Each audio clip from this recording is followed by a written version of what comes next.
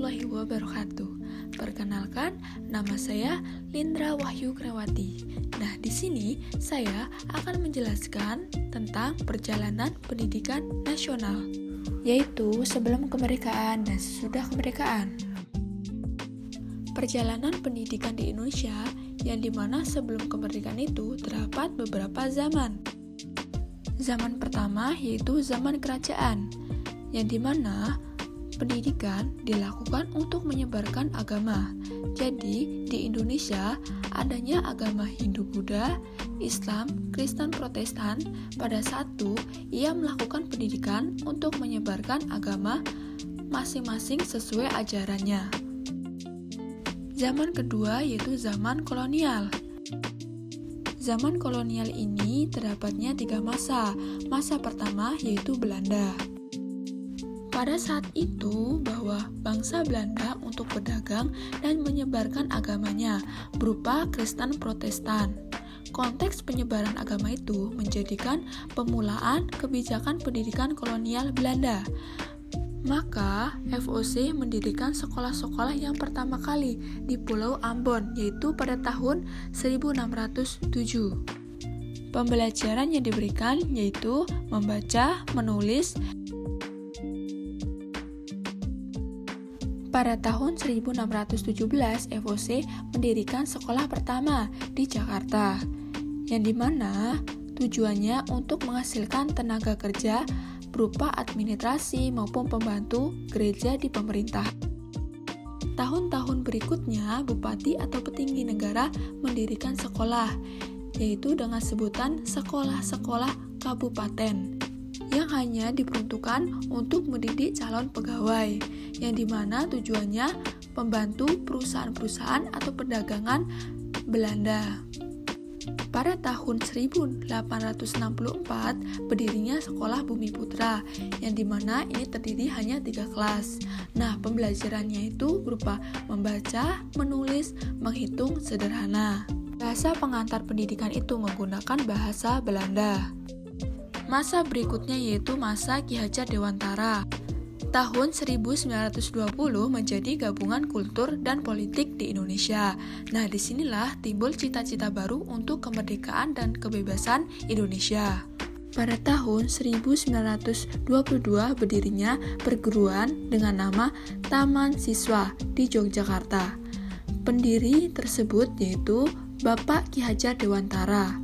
Sejak itu berdiri perguruan taman siswa lainnya di seluruh kepulauan Indonesia. Bapak Ki Hajar Dewantara aktif mengikuti organisasi Budi Utomo dan juga mendirikan sekolah-sekolah. Dan beliau aktif menulis semangat pendidikan melalui surat kabar atau buku tentang kesenian.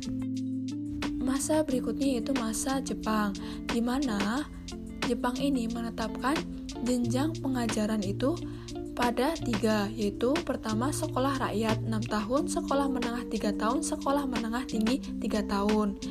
Yang dimana ini bertujuan untuk menyediakan tenaga cuma-cuma untuk membantu peperangan kepentingan Jepang.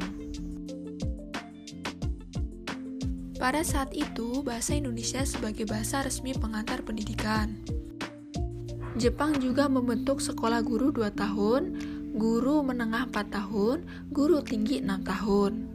Kondisi pendidikan lebih buruk, yang dimana awalnya jumlah SD 21.500 turun menjadi 13.500 buah, dan sekolah lanjutan itu awalnya 850 menjadi 20 buah.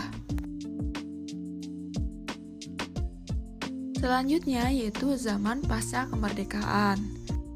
Itu di sini terdapat 3 masa. Yang pertama, masa kemerdekaan 1945 sampai 1968. Pendidikan diarahkan ke arah kepentingan nasional, dan di mana bahwa awal Indonesia ini membentuk kurikulum pendidikan dengan nama Redjatna Pembelajaran 1947. Dan tahun 1947 ini pendidikan menekankan pada watak, kesadaran bernegara, dan bermasyarakat. Selanjutnya, asas pendidikan menggunakan asas Pancasila.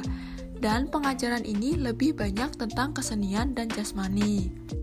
Selanjutnya, masa Orde Baru, yaitu pada tahun 1968 sampai 1998, yang dimana bahwa pendidikan lebih mengutamakan kuantitas daripada kualitas, dan masih menggunakan otoritas kekuasaan dalam pendidikan, yang dimana kurikulum yang dipakai pada tahun itu yaitu kurikulum 1973, 1975, 1984, 1994, dan 1997.